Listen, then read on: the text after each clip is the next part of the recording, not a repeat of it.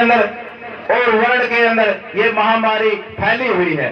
लेकिन जब ठेके तो बंद नहीं, ठेके खुले और स्कूल बंद। साथियों, ये हमारे जो विद्यार्थी है उनको पढ़ाई से भी वंचित रखना चाहते हैं, क्योंकि जैसे इस बच्ची ने स्वामी दयानंद जी का जिक्र किया कि स्वामी दयानंद की बदौलत ही ये देश आजाद हुआ, शिक्षा की बदौलत ही देश आजाद हुआ, क्योंकि स्वामी दयानंद जी ने लाहौर के अंदर और हैदराबाद के अंदर 2 यूनिवर्सिटियों का स्थापना की थी और वहां पर हमारे विद्यार्थी शिक्षा लेकर और शिक्षा के कारण ही इस देश को आजादी मिली। लेकिन ये बीजेपी के लोग शिक्षा के महत्व को तो समझते हैं, लेकिन हमें शिक्षा से वंचित रखना चाहते हैं ताकि इनका जो ये धर्म का ढोंग है और जो ये अंधभक्ति है इनकी जारी रही और हमारे विद्यार्थियों को शिक्षा से वंचित रखा जाए। इसलिए आज इस कोरोना की आड़ में स्कूल बंद है और ठेके खुले हैं। जब नरेंद्र मोदी पश्चिम बंगाल के अंदर बड़ी बड़ी रैलियां करता है, असम के अंदर रैलियां करता है, तो कोरोना कहां भाग जाता है। ज्ञानीराम कामरेड जी, सूरजबल खट्टर जी, आज मंच का संचालन कर रहे हुए नईश खट्टर जी, विजेंद्र संधू जी, जयप्रकाश खट्टर जी, अमरजीत जी, हमारे दादा वेद प्रकाश जी, मातृशक्ति, किसान भाइयों, नौजवान साथियों, आदरणीय बुजुर्गों, आज किसान इस आंदोलन को 143 दिन हो चुके हैं और किसान आंदोलन करता है ताकि किसान का जमीर बचा रहे, लेकिन सरकार आंदोलन को तोड़ना चाहती है ताकि अमीर बचा रहे। आज हमारी लड़ाई हमारी नस्लों की, हमारी फसलों की और हमारी जमीन बचाने की है। लेकिन साथियों, ये बीजेपी के लोग हमारे इस आंदोलन को तोड़ना चाहते हैं और तरह तरह के हथकंडे भी अपनाते हैं। जैसे आपने कल भी और परसों भी व्हाट्सएप के माध्यम से खबर भी आई है और अखबार के माध्यम से पढ़ा भी होगा कि एक ऑपरेशन कलीन के नाम से बड़ी चर्चा थी कि सरकार आंदोलनकारियों को उठाएगी, पहले समझाएगी, उसके बाद उठाने का काम करेगी, ईंट से ईंट बजा देंगे, क्योंकि ये हमारा अधिकार है।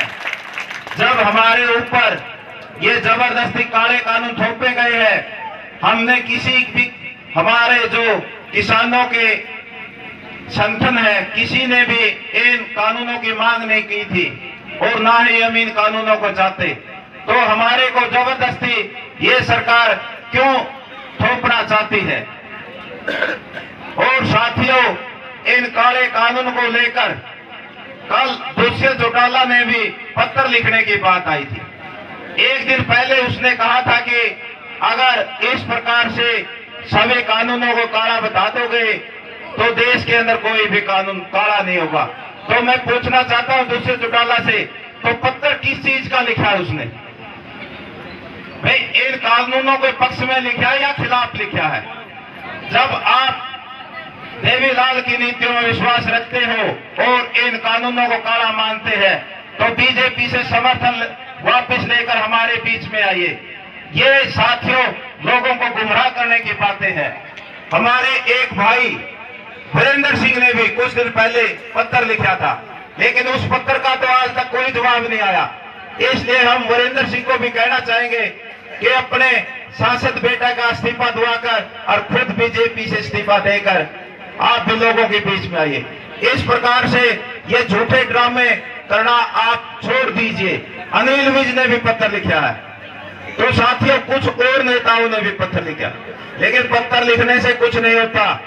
अगर जब लग आप इस्तीफे देकर लोगों के बीच में नहीं आएंगे तो पत्र से क्या होगा। आज ये लोग फिर दूसरा ड्रामा ये पत्र के माध्यम से करना चाहते हैं, तो ये बात किसानों को और मजदूरों को हजम नहीं होगी। इसलिए आप ड्रामाबाजी छोड़िए। अगर आप किसानों के सच्चे हितैषी है तो अपने अपने इस्तीफे देकर किसानों के बीच में आने का काम करें। और साथियों, इसी प्रकार हमने 20 तारीख को यहाँ पर हमारे धन्ना भगत जी हुए हैं, उनकी जयंती मनाई जाएगी। और साथियों, यहाँ पर सर्व समाज सरव खाप की महापंचायत का आयोजन भी किया जाएगा। इसलिए आपने 20 तारीख को यहाँ पर ज्यादा से ज्यादा संख्या में आना है। जो भी हमारा ये रूटीन का नंबर हफ्ते का है उसको एक दिन के लिए भूल जाना है और यहाँ पर बड़ी भारी संख्या में आना है, क्योंकि सरकार को ताकत दिखानी है। इन्होंने 25 तारीख का एक प्रोग्राम बना रखा है जींद के अंदर, जिसमें हमारे हिसार के जो सांसद है विजेंद्र सिंह, जिसका बाप तो ड्रामा करता है और ये मेज थपथपाकर इन कानूनों का समर्थन करता है। विजेंद्र सिंह और ओम प्रकाश धनखड़ यहाँ पर आएंगे।